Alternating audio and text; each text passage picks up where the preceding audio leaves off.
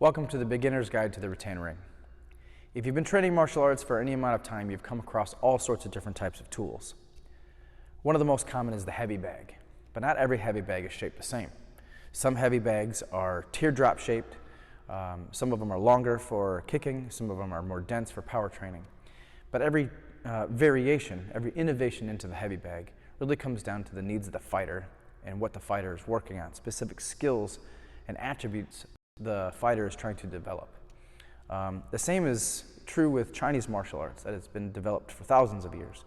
There's all sorts of different types of tools and equipment that have been used. Some of the things that stand out are everything from the simplest thing, like a standing wooden log, to bamboo rods and rattan poles used for grinding the forearms, to steel rings for strength training and conditioning, to the most common, which is kind of like the Chinese martial art equivalent to the heavy bag, which is the mukjung. Mukjung basically means wooden man that you hit on. And there are as many varieties of mukjung as there are, if not more, than heavy bags. So based on the needs of the fighters over time, they've innovated and created all sorts of different type of tools that they can develop their skills on or with. The rattan ring falls in that same kind of category of equipment. It's heavy bag and speed bag. Like I said, rings and bamboo poles and and the wooden men. So the use of the ring is really beneficial in the sense of you don't have to be tied to one specific location. So if you're using a heavy bag, you can stand in front of it and you can hit it, but you have to kind of stand in the same spot, or you can move around it. The same is true with the wooden man. You're kind of stuck at one location. The rattan ring is great because you can actually move with it. You can adapt your footwork to what you're doing with your hands. So that's one of the ways it becomes really beneficial.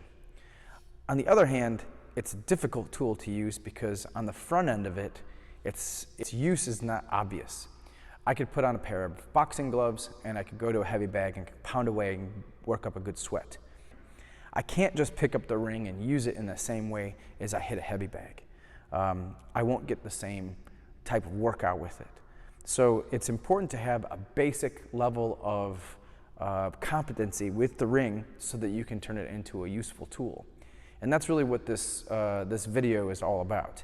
It's to teach the basic hand positions and the basic transitions from one position to the next so that you can control the ring so you can develop your practice.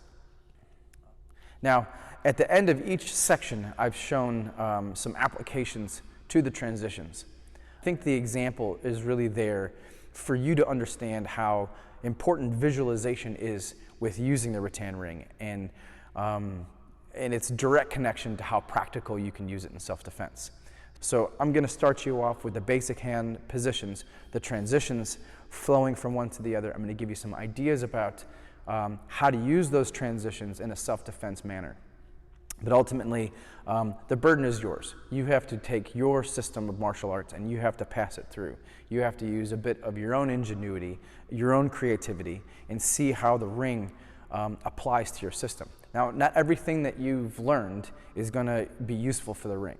So just be aware, just the same way as it's really hard to do an arm bar on a heavy bag.